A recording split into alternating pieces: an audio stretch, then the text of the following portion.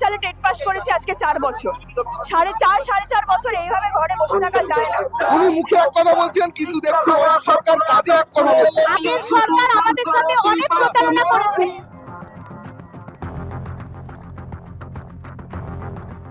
2022 TET pass, আমরা আজ 2026, এই 4 বছর ধরে রাস্তায় এবং আদালতে একইভাবে আইনি লড়াই এবং রাজপথের লড়াই লড়ছি শুধুমাত্র নিজের অধিকারের জন্য। অনেক আন্দোলন করার পরে আমরা মোটামুটি একটা 13,000-এর শূন্যপদ পেয়েছি, কিন্তু এই দীর্ঘ 4 বছরে যে শূন্যপদ তৈরি হয়েছে সেই শূন্যপদ আনুমানিক প্রায় 50,000-এর ওপরে। তাই আমাদের দাবি অবিলম্বে শূন্যপদ বাড়াতে হবে এবং সমস্ত এমপ্যানেল যোগ্য চাকরি প্রার্থীদেরকে অবিলম্বে নিয়োগ করতে হবে, এটাই দাবি। কারণ যদি প্রাথমিক স্তরে আমরা শিক্ষা ব্যবস্থা বাঁচাতে না পারি তাহলে আমাদের শিক্ষা ব্যবস্থা ভেঙে পড়বে। তাই জন্য আমরা চাই আমাদের এই শিক্ষা পরিকাঠামোকে আরো উন্নত করার জন্য যত দ্রুত সম্ভব প্রাইমারি শিক্ষকদের নিয়োগ করতে হবে। উনি মুখে এক কথা বলছেন, কিন্তু দেখছি ওনার সরকার কাজে এক কথা বলছে।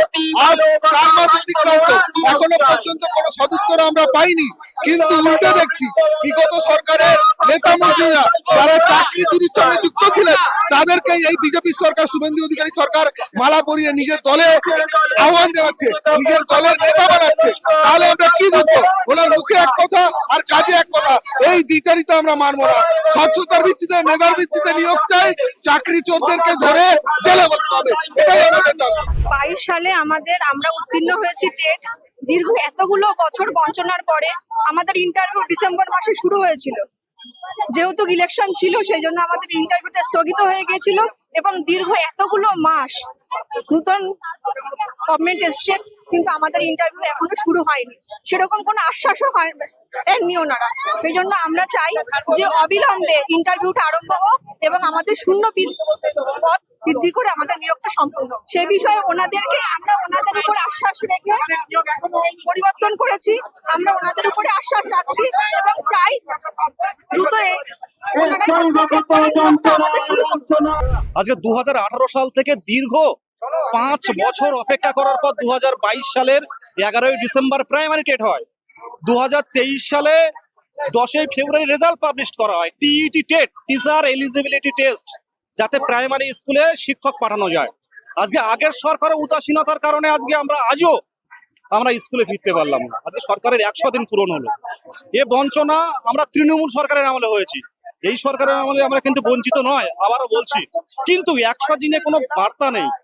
একটা নতুন সরকার, যেখানে অমিত শাহজি ভোটের আগে বলে গেছেন যে 6 মাসের মধ্যে আমি সমস্ত শূন্যপদ, রাজ্যের শূন্যপদ পূরণ করব, এটা ভোটের ইশতেহারে ছিল। এবং মাননীয় মুখ্যমন্ত্রী আগে বিবৃতি করেছিলেন, তিনি বলেছিলেন যে আমরা রাজ্যে এলে আমরা 3 মাসের মধ্যে আমরা শূন্যপদ পূরণ করব। এর আগে বলেছিলেন পুজোর আগে শূন্যপদ পূরণ হবে, এখন বলছেন মার্চ মাসের 31 তারিখে শূন্যপদ পূরণ হবে। তার সময় দিচ্ছি, কিন্তু অন্তত প্রাইমারি শিক্ষক নিয়োগের নোটিফিকেশনটা জারি করুন, কি অবস্থায় আছে। আজকে প্রাইমারি স্কুলগুলো বন্ধ হচ্ছে, আপনারা দেখতে পাচ্ছেন। এই গরিব, মধ্য, নিম্নবিত্ত, চা রিক্সাওয়ালাদের ভরসা প্রাইমারি স্কুল, সেই স্কুল বন্ধ হচ্ছে। আজকে তৃণমূল সরকার উদাসীনতা দেখিয়েছিল বলে প্রাইমারি শিক্ষা, আজকে সরকারি প্রাইমারি শিক্ষার বদলে বেসরকারি স্কুলে যাচ্ছে। আমরাও সেই পথে হাঁটবেন। আমি এখন পরিষ্কার ভাবে বলতে পারবো না, 100 দিন একটা সরকারের কিছু সময় দিতে হবে। সবে আসলেন, 100 দিন হলো। 100 দিনে সবকিছু পরিবর্তন সম্ভব নয়। আমরা আশাবাদী, আমরা চাকরি প্রার্থীরা আশাবাদী সামনের দিনে ভালো কিছু হবে। কিন্তু এটা বলতে চাই, আগের সরকার যেমন এসএসসি নিয়ে পড়েছিল, এই সরকারও সেই একই পথে। আমরা দিকে দিকে প্রত্যেক দিকে একটি করে এগিয়ে চলুন, গঠনমূলক কাজ করবে এই সরকার, এটা আশাবাদী। আমাদের এখন আন্দোলন করা বা বিরোধিতা করার কোনো জায়গা নেই, কারণ 100 দিন পূর্ণ হয়েছে। সামনের দিনে দেখবো, সময় হলে যখন বঞ্চনার শিকার হবো, অবশ্যই সরকারের বিরুদ্ধে কথা বলবো। আবারও বলছি যে আমরা শিক্ষক পদপ্রার্থী, সরকারকে সমালোচনা করা, সরকারকে বিপাকে ফেলা, এটা কিন্তু আমাদের লক্ষ্য নয়। নিয়োগ দিন। দিকে দিকে ছাত্র আন্দোলন বাড়ছে, দিকে দিকে দেখতে পাচ্ছেন।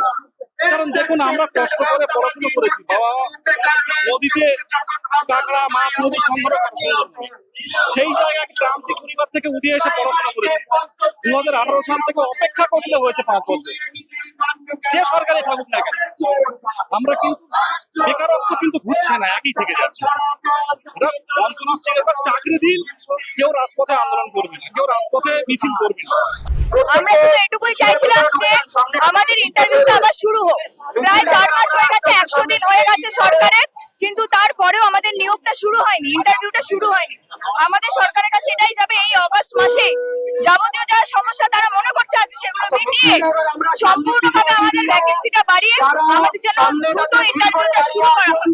কারণ যে ইন্টারভিউ মার্চ মাসে বন্ধ হয়ে গেছে, আজ 5-6 মাস হয়ে গেছে সেই ইন্টারভিউটা শুরু হয়নি। আমাদেরও বাড়িতে বাবা মা আছে, আমাদেরও বয়স হচ্ছে, আমরা চাইছি আমাদের ইন্টারভিউটা শুরু হোক এবং পর্যাপ্ত নিয়োগ হোক, পর্যাপ্ত যে ভ্যাকেন্সি সেটা যেন বাড়ানো হয়। এটুকুই আমাদের দাবি এবং এটুকুই আমরা এই নতুন সরকারের কাছে চাইছি। কারণ এর আগে যখন আমরা বিধানসভা অভিযান করেছি গত বছর, সেই সময় সরকার কিন্তু আমাদের পাশে ছিলেন, বর্তমান সরকার। আজকে আমাদের জন্যই নতুন সরকার এসছে, আমরা চাই এই দিন বদলের সময় তারা যেন আমাদেরও দিনের বদল। নতুন সরকারের কাছে আমরা এর আগেও বহুবার বিকাশ ভবনে ডেপুটেশন দিয়েছি, বা বিকাশ ভবনে ডেপুটেশন দেওয়ার পর তারা বলেছিল যে নতুন সরকার একটু সময় লাগবে।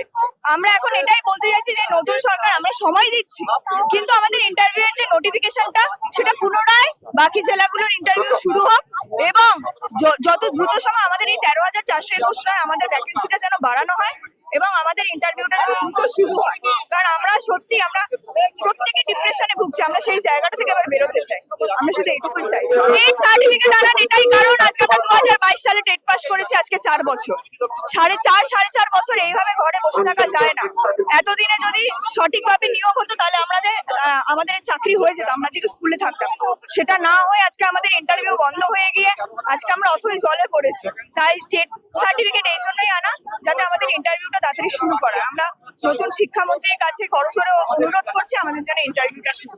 এখনো পর্যন্ত তো 10-এ 10 আমরা বলছি যে দেব, কিন্তু সরকার যদি কাজ না করে তো পরবর্তীকালে সেটা হয়তো কমতেও পারে বা বাড়তেও পারে।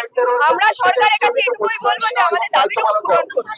আমরা এত বছর রাস্তায় রয়েছি, 22 সাল থেকে, আমাদের যেন দাবিটুকু পূরণ করা হয়, আমাদের স্কুলে পাঠানো। ব্যাস আজকে আমরা এসেছি, আমরা প্রাক্তন যে রাজ্য সরকার ছিল তাদের কাছে আমরা বারবার গিয়েও যে কাজটা হয়নি সেই কাজের পুনর্বিবেচনার জন্য এবং সরকারের কাছে যা শূন্যপদ আছে সেই শূন্যপদ যাতে আরো ভালোভাবে ওনারা দেন। আর এই শূন্যপদের ঢিলেমির জন্য প্রচুর যে ছেলেমেয়েরা আছে তারা নিয়োগ প্রক্রিয়াতে তাদের বয়স বৃদ্ধি হয়ে যাচ্ছে, যার ফলে কি হচ্ছে তারা যোগ্য হয়েও নিরুপায় হয়ে তারা বেরিয়ে যাচ্ছে।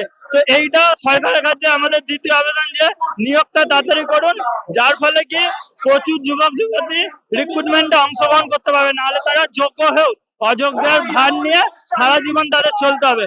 আর আমার 3 নম্বর যেটা আমাদের, যে এখানে সরকার, রাজ্য সরকার যখন অন্নপূর্ণা যোজনা করছে তার মানে নিশ্চয়ই আমাদের আর্থিক অবস্থা সেরকম নয়, কিন্তু আপনারা যদি একটুখানি সচেতন হন দেখবেন যে প্রত্যেক প্রাইভেট স্কুলে যে সমস্ত টাকা পয়সার ব্যাপার সাধারণ পরিবাররা সেটা সামলাতে পারছে না। তারপরে যদি শিক্ষক নিয়োগ হয় বাবা মারাও ভরসা করে বিদ্যালয়তে পাঠাবে। আর আমাদের শেষ যেটা দাবি, যে যদি বিদ্যালয়ে শিক্ষক শূন্য রেখে ছাত্রের প্রত্যাশা করা হয় সেটা ঘরের গাদার মধ্যে ছুঁচ খোঁজার মতো হবে।